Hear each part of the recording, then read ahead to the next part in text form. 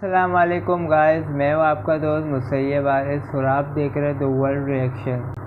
ناظرین، آپ نے ٹائم ٹریول کے بارے میں تو جانتے ہی ہیں، نام سنا ہوگا کہ جس طرح پہلے کے زمانے میں لوگ کہتے تھے کہ ایک دنیا سے دوسری دنیا میں، اکثر ہم فلموں میں دیکھتے تھے، ویسے ریئل لائف میں ایسا ہوتا نہیں ہے کہ ایک جگہ سے دوسری جگہ جانے میں ٹائم ٹریول کی مدد لیتے تھے اس دنیا میں جانے کے لیے۔ جس ویڈیو میں ریئیکشن دینے والا ہوں وہ ویڈیو اسی ٹاپک پہ ہے۔ ویڈیو شروع کرنے سے پہلے میں آپ کو بتانا چاہتا ہوں، میرے چینل میں نئے ہیں تو میرے چینل کو سبسکرائب ضرور کیجیے گا، آپ کی سپورٹ کی ضرورت ہے مجھے،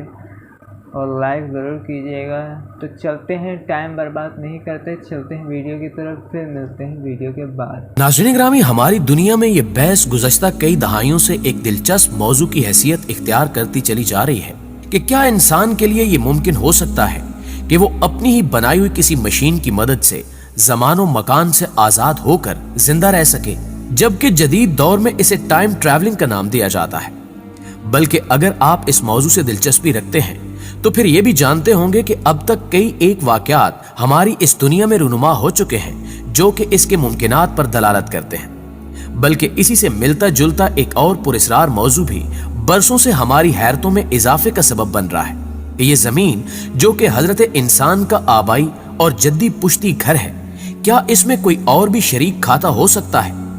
یا کیا یہ ممکن ہے کہ ہمارے ارد گرد بھی کوئی اور ایسا سیارہ ہو جہاں پر ہم سے ملتی جلتی یعنی شعور کی حامل مخلوق آباد ہو، اور کبھی کبھی اپنے پڑوس یعنی زمین پر وقت گزارنے کے لیے زبردستی کے مہمان کی صورت میں آئے اور اپنی ایک چھپ دکھا کر واپس چلی جائے؟ ناظرین، میں ہوں ماجد ملک اور آپ دیکھ رہے ہیں اپنی طرز کے اس منفرد چینل ریئل ورلڈ کو، جس نے ہمیشہ یہ کوشش کی ہے کہ اپنے ناظرین کو واقعات کی حقیقی تصویر دکھا کر اس سفر تحقیق میں اپنا حصہ ڈال سکے۔ اور آج کی یہ ویڈیو بھی اسی سلسلے کی ایک کڑی ہے، جس میں ہم ٹائم ٹریول اور خلائی مخلوق کی موجودگی کے دو مختلف واقعات کو اپنی بنیاد بنا کر یہ جانچنے کی کوشش کریں گے کہ اس کے پیچھے کس قدر سچائی ممکن ہے۔ لیکن اس سے قبل حسب روایت چینل پر نئے شامل ہونے والے دوستوں سے گزارش ہے کہ پہلے ہمارے چینل کو سبسکرائب کرتے ہوئے ساتھ موجود گھنٹی کے بٹن کو بھی دبا دیں تاکہ ہمارا یہ رشتہ تا دیر قائم رہ سکے۔ معزز خواتین و حضرات، یہ ایک تاریخی سچائی ہے جس کا ریکارڈ آج بھی جاپان کی سرکاری دستاویزات میں موجود ہے۔ یہ 1954 کی ایک سہانی صبح کا واقعہ ہے جب جاپان کے دارالخلافے کے ایئرپورٹ پر ایک جہاز اترا اور اس میں سے ایک مسافر جس کی شکل و شباہت بالکل انسانوں کی طرح تھی، اور اس نے اپنے ہاتھ میں ایک بریف کیس اٹھا رکھا تھا جسے دیکھ کر گمان ہوتا تھا کہ مسافر نے شاید اس میں اپنے کپڑے وغیرہ رکھے ہوئے ہیں۔ سب کچھ بالکل معمول کے مطابق تھا، لیکن جب وہ اجنبی مسافر ایئرپورٹ کی اندرونی حدود سے باہر نکلنے والے گیٹ پر پہنچا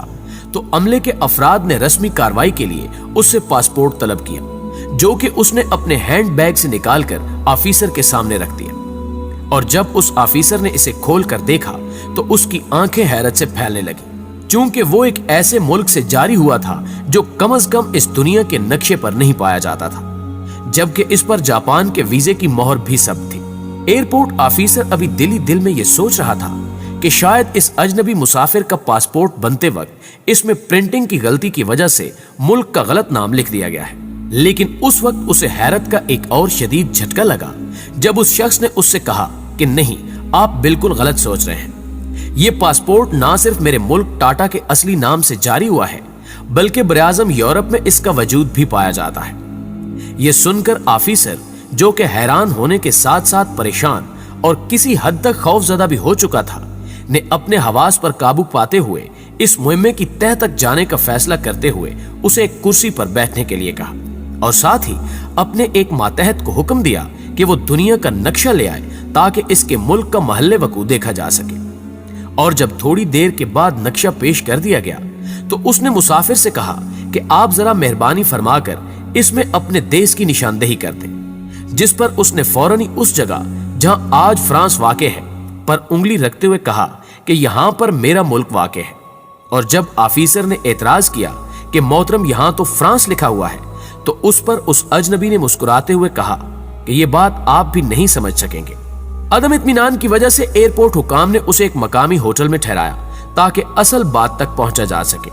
اور ساتھ ہی اس کے کمرے کے باہر 2 پولیس اہلکاروں کی ڈیوٹی لگا دی گئی کہ وہ ہر لمحہ اس پر نظر رکھیں،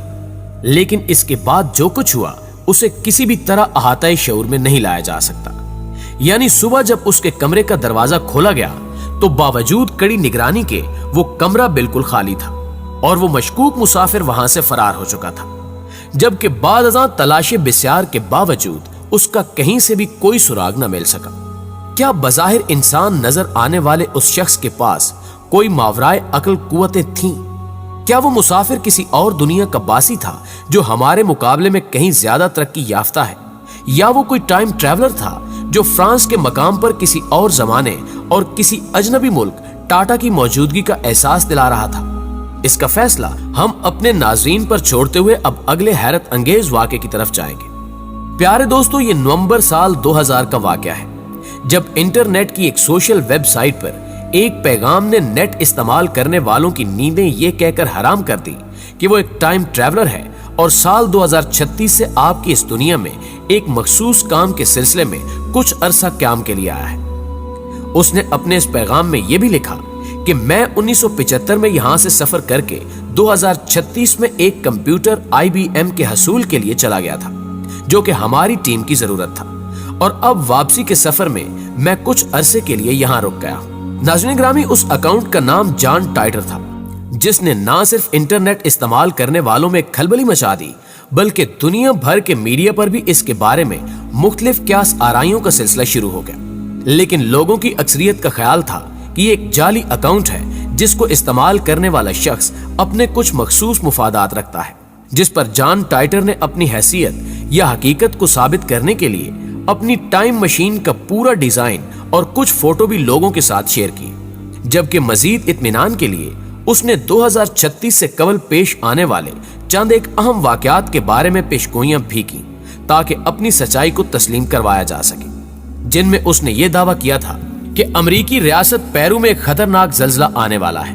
اور پھر دنیا نے دیکھا کہ 23 جون 2001 کو پیرو ایک خوفناک زلزلے سے لرز اٹھا، جس کے نتیجے میں ایک بڑی تباہی امریکہ کا مقدر بن کر رہ گئی۔ اس کے علاوہ اس شخص نے یہ بھی کہا تھا کہ تقریباً 1 سال کے بعد خلا میں ایک بڑا حادثہ رونما ہونے والا ہے، جس کے بعد یہ بات بھی ریکارڈ پر موجود ہے کہ 21 فروری سال 2003 کو کولمبیا سپیس کرافٹ کے حادثے میں خلائی ٹیکنالوجی کو ناقابل تلافی نقصان کا سامنا کرنا پڑا تھا۔